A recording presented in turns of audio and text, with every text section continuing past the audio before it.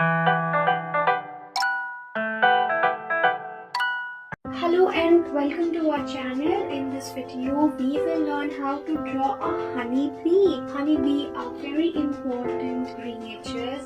Honeybee creates honey and give to human beings and to the other animals as well. Here we will learn how to draw a ladybug. So firstly we will go with an alphabet A, then a semicircle, and finally you can follow the remaining steps how I am drawing here. And ladybug is always of the red and black color. Here we will learn how to draw a shark. Baby shark are called hatchlings. Yes, so here I am coloring it with blue color. Here we will learn how to draw a crab.